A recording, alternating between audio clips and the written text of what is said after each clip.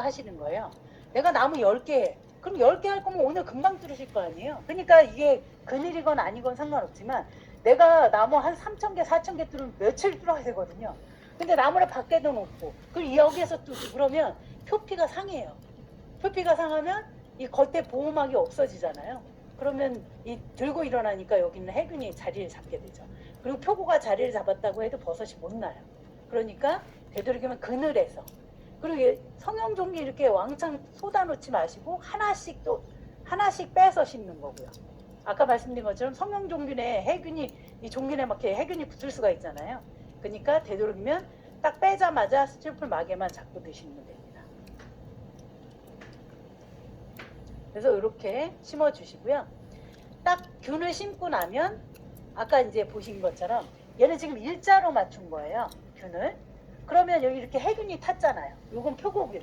나무가 조금 노을해졌죠? 밝아졌죠? 이렇게 밝아졌는데 해균이 이렇게 중간에 탔는데 만약에 내가 지그재그로만 심어줬으면 그러면 여기 해균이 들어갈 자리가 없었겠죠. 그러니까 이 해균이 안 자라게끔 이렇게 해주는 게 좋아요. 근데 이제 더 중요한 건 나무가 이렇게 덮고 있잖아요. 그럼 이 상태가 이런지 몰라요. 표피가 그대로 덮여 있으면. 근데 내가 이거 깎아보니까 이렇게 보이는 거란 말이에요. 근데 나무를 벗겨봐야 돼요. 네, 그거보다 더 중요한 거.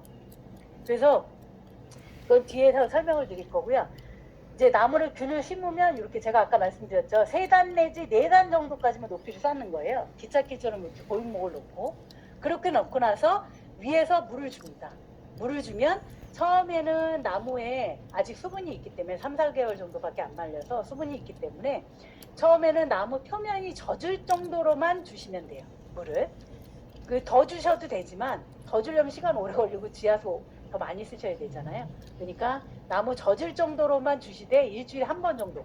그래서 한두 달을 그렇게 관리를 하시다가 이제 더워지면 위치를 바꾸는 거죠.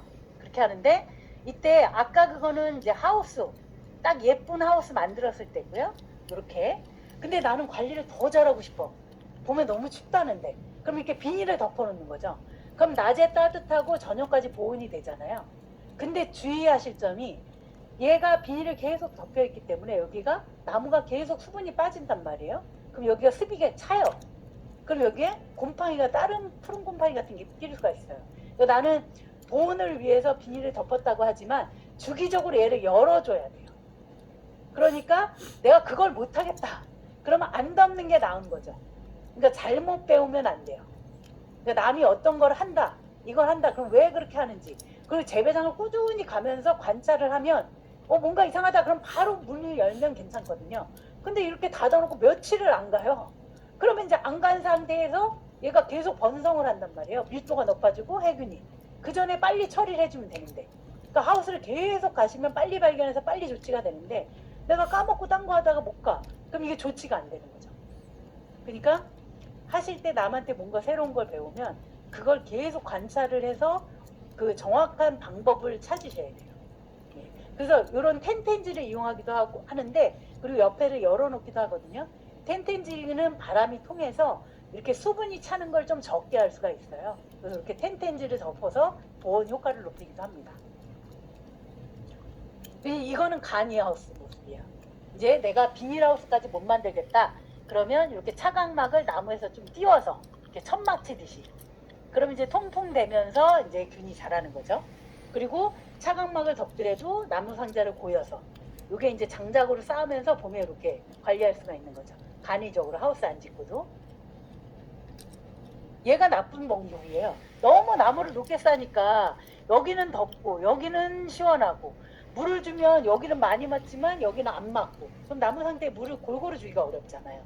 그리고 얘는 햇볕 쨍쨍해서 표피가 다 상하죠. 그리고 이거는 더우면 여기 열심히 관리하신다고 밴딩까지 쳤는데 더우면 나무가 쪄 죽죠. 봄이라도 더울 수가 있단 말이에요. 요즘 4월달 갑자기 온도 올라갈 때가 있잖아요. 근데 30도가 딱 좋은데 이렇게 쐬놓으면 여기가 35도로 막 넘어갈 수가 있는 거죠. 그리고 표피가 닿은 데는 이 차강하고 닿은 데는 빨리 상하고 얘도 마찬가지고요. 그러니까 잘못 쌓으면 안 됩니다. 그리고 이제 나무를 벗겨보는 부분이에요. 처음에는 송곳으로 요 스티로폼 마개만 열어봐요. 그러면 처음에 내가 처음 샀을 때 그 종균처럼 항상 뽀송한 상태구나. 그 상태구나를 확인을 하는 거고요. 한두 달 지나면 요거는 이제 나무를 버린다 생각하시고 요 부분을 이렇게 벗겨보는 거죠, 주변을. 그럼 이렇게 뻗어나가는 게 보여요. 그래서 여기가 막 초록색으로 바뀌어요. 이게 분해를 하는 거죠, 나무를. 그러니까 이런 것도 관찰하면서 아, 요 정도씩 자라는구나. 내가 잘 자라고 있구나. 이렇게 확인하실 수가 있고요. 그 다음에 얘는 표피만 보니까 그 다음에 이제 나무를 잘라보는 거죠, 여기를 이렇게. 그럼 이제 내부를 볼 수가 있죠. 그러니까 이 작업을 하셔야 돼요. 처음에 내가 2, 3년 재배할 때는 이걸 하셔야 되거든요. 근데 이제 안 한단 말이죠. 저도 귀찮아서 안 하겠어요. 망치를 두들겨야 되고 송곳 찾아야 되고 드릴 갖고 다니면서 해야 되고 이렇게 하잖아요. 근데 그러시면 안 됩니다. 표고목 위주로 관리. 아시죠? 표고목 위주. 내 아이 위주에 해야 돼요. 내 마음대로 하면 안 됩니다. 그렇게 하면 이렇게 자라는 게 이렇게 보이는 거죠. 이렇게 벗겨진 데는 버섯이 안 납니다. 요거는 이제 계속 관찰하는 나무죠. 그리고 여기도 이렇게 종균이 뻗어나가면서 자라죠. 이렇게 자라는 게 보이고요. 요거는 절단면에 균이 뻗어나와서 이렇게 자란 거예요. 시간이 지나면 갈색으로 바뀌어요. 표고균의 특징이 균이 자라고 나서 시간이 지나면 갈색으로 바뀐다는 거거든요. 그 다음에 더 지나면 여기가 이렇게 딱 잘라봐요. 내가 나무를 이렇게 잘라봤을 때 이게 누래졌죠. 표고균이 분해를 하는 거예요. 근데 잘라봤는데 내 나무가 이래요. 예? 그러면 내가 올해 뭘 관리를 못했을까? 내 환경이 어땠을까? 이거를 다 적어 놓으셨으면 내가 언제 물 주고 언제 어땠고 이런 것들을 쭉 몇 줄이라도 계속 적어 놨으면 그래? 그럼 거기에서 뭐가 안 맞았다는 거야? 그러면서 이제 상담을 하셔야죠. 그럼 내가 뭘 바꾸면 될까? 근데 첫 번째, 안 잘라보면 이 나무인지 모른다. 이 절단면하고는 틀리다. 왜? 절단면은 내가 물 주면 바로 물 받고 말리면 바로 말리니까 과습도 안 되고 적당한 습과 적당한 온도가 항상 유지가 돼요. 얘는. 그러니까 절단면은 의미가 없어요. 잘라서 안을 봐야죠. 그리고 벗겨봐야죠. 그럼 전체적으로 노래하죠. 얘는 땅 따먹겠죠.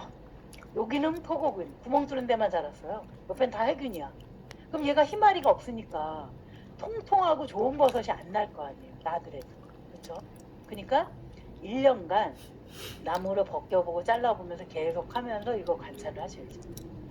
이걸 어떻게 해? 라고 하시면 안 됩니다. 그 예를 제가 아이 키우는 거하고 비슷하게 얘기를 하거든요.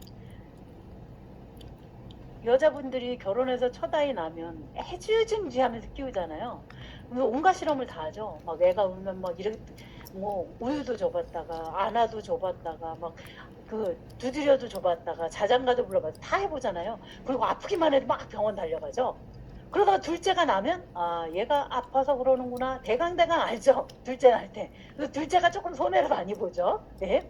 첫째는 온갖 실험의 대상이고 근데 아빠는 맨날 엄마한테 물어보잖아요.